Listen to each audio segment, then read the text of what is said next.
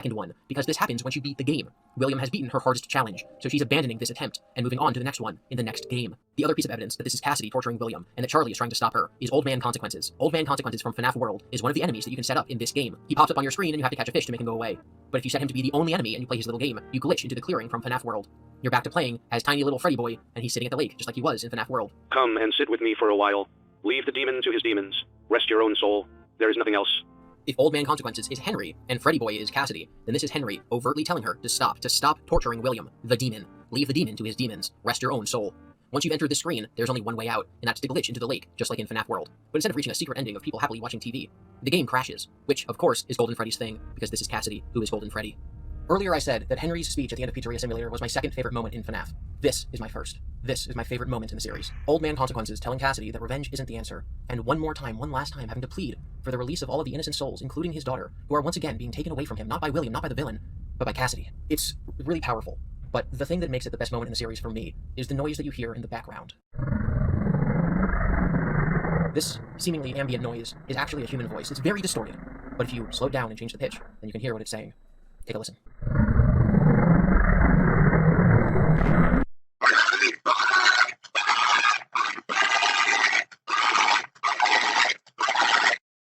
Obviously, this is a video game. This is FNAF. This is funny jump scare bear game. We're talking about Purple Guy from FNAF. It's a voice actor who recorded lines in a booth for a video game. It's audio that's been put through a bunch of distortions to sound creepy as ambiance in a challenge mode in a bonus-free video game. But there's something so raw and intimately and intensely and eternally and inherently and terrifying. This is a child killer who defiled corpses, all for his own personal benefit, to elongate his own life and to serve himself. He attempted to cheat death and succeeded for a long time, but now it has finally caught up to him. The end of his life, he was still so arrogant. One of the death lines he said in Pizzeria Simulator was this. What a deceptive calling. I knew it was a lie the moment I heard it, obviously, but it is intriguing nonetheless. And now he's in so much agony that his arrogance is gone, his pride is gone, and he's just screaming for help. And the people he's asking for help from are Henry and Mike, the two people he blamed for Cece's death. He's yelling out in fear for his son, who he basically tortured, and for his old best friend, whose daughter he killed. These people should hate him eternally and have no sympathy for him. And yet, in this moment, he's asking for that sympathy. In the last game, Henry said, Although for one of you, the darkest pit of hell has opened to swallow you whole, so don't keep the devil waiting, old friend. And now we're witnessing that moment, but it's not the triumph of Henry's speech at the climax of the series. It is pitiful. William is pathetic, and his torment is eternal. And even though William is the worst person in this story, again, a child killer, you still take pity on him. Just like in real life how you take pity on those who hurt others, because they will never know what it's like to love, or what it's like to feel the release of forgiveness. They're casting their own soul aside for nothing but worldly gain. They will never reach whatever version of heaven you believe in, whether that's actual literal pearly gates, or a state of enlightenment and nirvana, or just the inner peace of knowing that you've made the world a better place in your lifetime. Even as it's depicted in an 8-bit Easter egg in a video game, hell is real.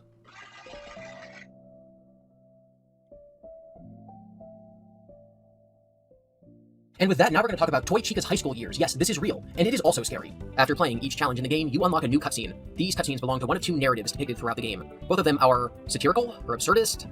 I don't know, just watch this. Dear Diary, yesterday was so amazing, and I met such a wonderful guy, but I don't think it was meant to last. For my heart belongs to another. He's so amazing and strong and so cute.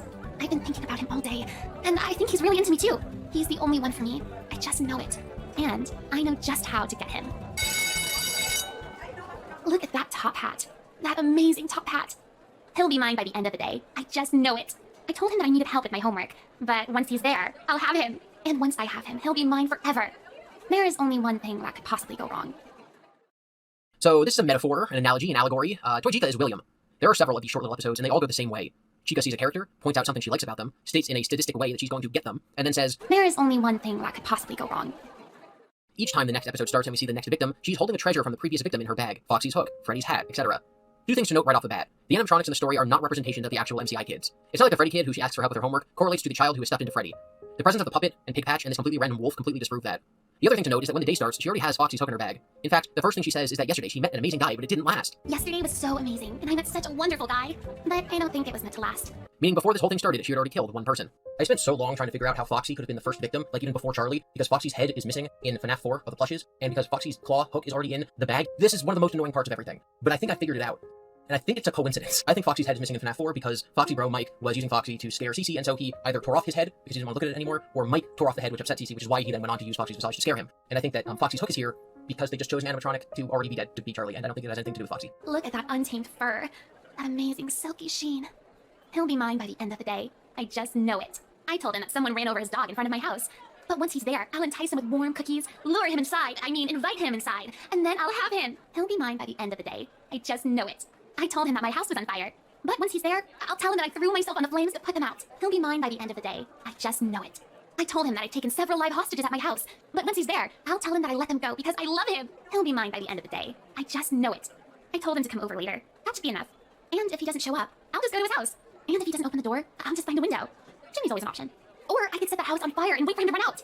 Then he could run into my arms. He'll be mine by the end of the day. I just know it. I'll just wait for him after school, throw a bag over his head, hit him with a shovel, and drag him to the back of my car. Then, when he wakes up, I'll tell him that someone was trying to kidnap and kill him. I don't know, bully boy maybe. And then I'll tell him that I rescued him. He'll fall for me immediately. People try to read really far into these cutscenes, but after the security logbook, I realized that Scott is more than willing to put a lot of effort into something like making an entire book to reveal one piece of lore. And I think this really isn't saying anything more than how William lured his victims. In his Spring Bonnie persona, he asked a kid to come and help him with his homework. He passed an older kid and said, "Oh my god, you have to help me, my house is on fire, come quick." And when the kid ran up to help him, he just snatched him. He told another kid he had hostages who he would hurt if he didn't do what he said, and then just took the kid and killed him. He followed someone home from school, hit them on the head with a shovel, put them in his trunk, drove them to his lab, and killed them there. The other two stories, well, we know what they are. He lured Susie by talking about her dog. And then there's the puppet story. William inviting a child to Freddy's after hours. They don't come, so he goes to their house and breaks a window.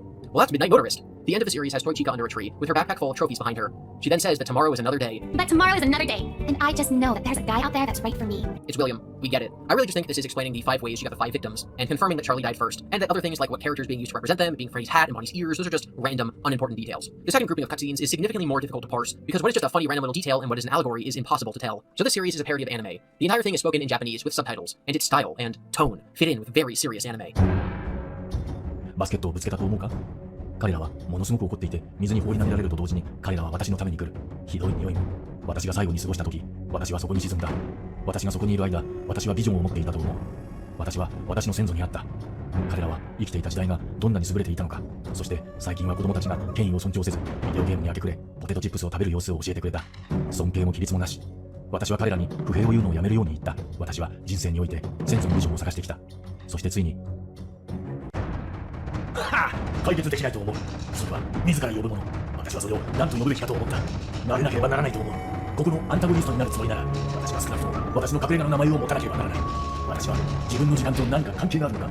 誰かいないか？私はどうしてもトイレに行かなきゃいけないんだ。私にはキャラクター開発の余地がなく、私の隠れ家という名は少し物を追加するためにできることのほんの一部だ。だから私は一緒に行った。怒りの道場。それは私にはとても恐ろしく聞こえる。しかし私は何を知っている？私は池に浮かぶのが。The story told by these episodes is this ongoing war between Freddy and Foxy. And once again, for this series, there is serious debate about who they stand for. Is the bear Henry and Foxy William? Does that make Mangle Mike? Or is the bear Cece and Foxy Mike? Freddy and Foxy seem to get into scuffles more akin to brotherly wrestling and bullying rather than serious brawls. It also mentions it being Freddy's birthday at one point, and Foxy watches TV. The punishments Freddy has to do also line up really well with stupid brother bets or being grounded. That is, up until he has to dress up like Santa and deliver gifts to children, and Foxy mentions he has little Foxy children, and that Mangle is a dog. He also says he's leaving and going on vacation soon. Freddy celebrates him fleeing, but says it's his destiny to chase him. And that sounds more like Henry chasing William, or Mike chasing William, or Cassidy or Charlie chasing William. Once again, I don't think this is anything important, but I do think it's giving us backstory. That being Cece and Mike, and what their brotherhood feud was like before the Bite of 83. But this last part was just so confusing, unless it's meant to imply that Golden Freddy following Mike around from location to location is him following Mike until the deed is done. But while Cece might be characterized as a little bratty brother up until FNAF 4, as Golden Freddy, he certainly is not like that. What's interesting is that the Japanese you hear in the background is not saying what the subtitles say. There's a phenomenal video on YouTube by The Comfy Corner where she had this dialogue translated and provided her own subtitles. The text is definitely something Scott wrote and got professionally translated and voice acted, but it doesn't actually mean anything. It tells a story about Foxy sending a bird to annoy Freddy, and then they fight, and Foxy rolls Freddy around in some alpaca droppings and takes pictures of him to share with his friends. It's a different story from the one the English subtitles give, but it's very similar in that it's just more examples of Foxy bullying Freddy, and Freddy trying to strike back, and failing. Now, if there are any characters that would be representative of Mike and Cece, it would be Foxy and Freddy, so there is that. But that leaves the question as to why these are TV shows instead of 8-bit minigames. FNAF has showed in the past that even if they don't want a minigame to be playable, they will still show events happening as an 8-bit video game, like Mike walking down the street in a sister location. So why are these TV shows, and what do they have to do with William being tortured? Well, just like I think the mini-games in the older games were a split narrative, the mini-games being experienced by Cassidy, and the night gameplay being experienced by Mike, I now think it's that same concept, but in reverse. The night gameplay is Cassidy's story. The bonus after night stuff, the equivalent of the mini-games, is Mike's story, and it's in the form of TV shows. Because if there's literally one personality trait we know Mike has, it's watching TV. Between the Immortal and the Restless and Sister location, and this depiction of him with his siblings in FNAF World, I think this being a TV show is really, really strong evidence of my split narrative theory. Mike is now likely dead from the Pizzeria Simulator fire, and is experiencing the tale of all that has happened as TV shows. His father's murders, his feud with his brother, and how that led to Golden Freddy. It makes sense as an equivalent to the old minigames, but for Michael. Okay, now let's talk about the hippo. Back on page 59 of this script, we're currently on page 109, I said, you can glitch one glitch further by entering the lake. If you rapidly alternate left and right descending into the lake, you will then fall for a while before you see this. This screen